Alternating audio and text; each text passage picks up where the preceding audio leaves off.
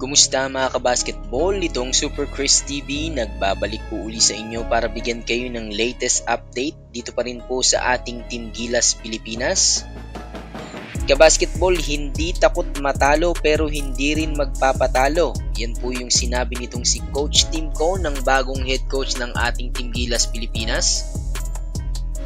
Kabasketball, sinabi ni Coach Tim Cone na bubuo siya ng isang team na merong ball movement at defense-centric crew na isang lineup. Dito nga po yan sa paparating na Asian Games sa China. Para kay Coach Tim Cone mga kabasketball, yan nga yung isa sa mga katangian ng team na dapat nating mataglay kung gusto nating makasabay at matalo itong mga powerhouse dito sa Middle East, kagaya nga po nitong Jordan, Japan, Korea at yung host na China. Sinabi pa ni Coach Tim Cone na kailangan din nilang maging defense-oriented at yan yung isa sa magiging bala nila dito sa Asian Games para talunin itong ating mga kalaban. And last but not least mga kabasketball, naghahanap itong si Coach Tim Cone ng isang two-way player guy. Ayan. Isang two-way player umano na kayang gumawa ng damage sa opensa ng kalaban pero magiging sakit din sa ulo sa depensa. Yan po yung sinabi nitong siya Coach Tim Cone.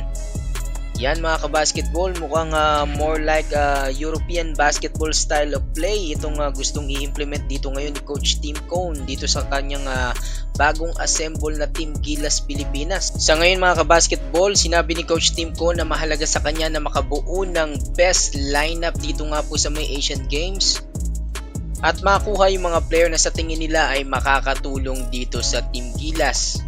Kabasketball, magsisimula itong training or practice nitong ating Team Gilas nitong darating na Lunes.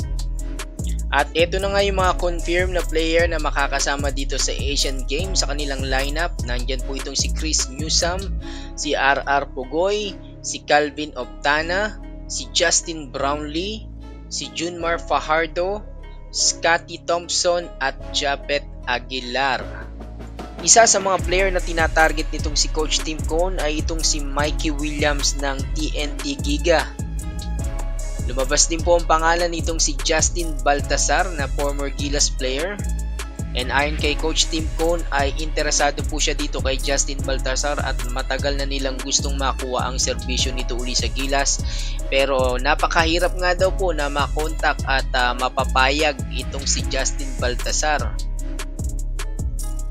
Sangayon tayo dito mga kabasketball kay Coach Tim Cone na dapat ang dalhin natin dito sa Asian Games ay yung best of the best o yung mga pinakamagagaling nating player dahil remember, tinalo natin itong China kailan lang at sigurado na babawian tayo nito mga kabasketball dahil kilala nyo naman yung China, hindi talaga yung nagpapatalo at alam nyo na yung naging history niya nung nakaraang FIBA Asia nung 2015 yung nangyari sa atin dyan under Coach Tab Baldwin. Sa atake naman, open sa mga kabasketball, mukhang ibang atake yung makikita natin dito sa Team Gilas at may balak itong siya Coach Tim Cone na maglaro na parang European style of play.